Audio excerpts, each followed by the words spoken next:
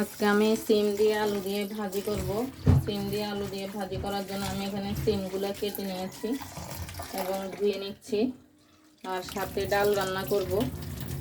আর সিম দিয়ে আলু দিয়ে ভাজি কিন্তু অনেক মজা।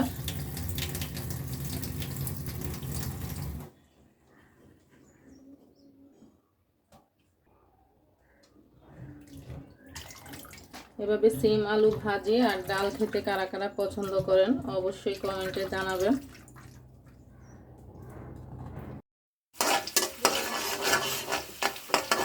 এই তো আমি সিম আলু ভাজি করে নিচ্ছি। তেলের মধ্যে পেঁয়াজ এবং কাঁচামরিচ দিয়ে নিলাম। একটু নেড়ে চেড়ে এই যে আমি সিম আলুগুলো দিয়ে নিচ্ছি।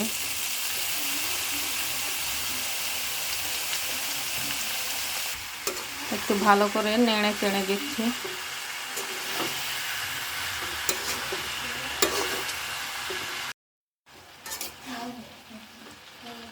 এই যে আমি সিম আলুগুলো ভাজি করে নিচ্ছি।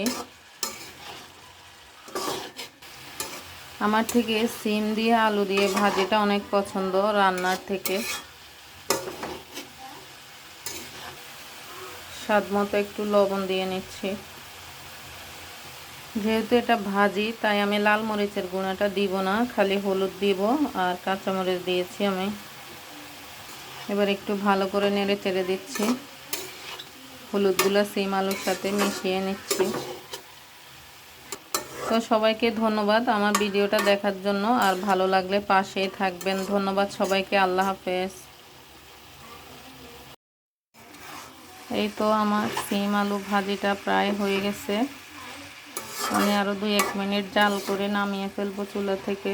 তো সবাই ভালো থাকবেন। সবাইকে ধন্যবাদ। আর একজন একজনকে সাপোর্ট করবেন, পাশে থাকবেন। ধন্যবাদ সবাইকে। আল্লাহ হাফেজ।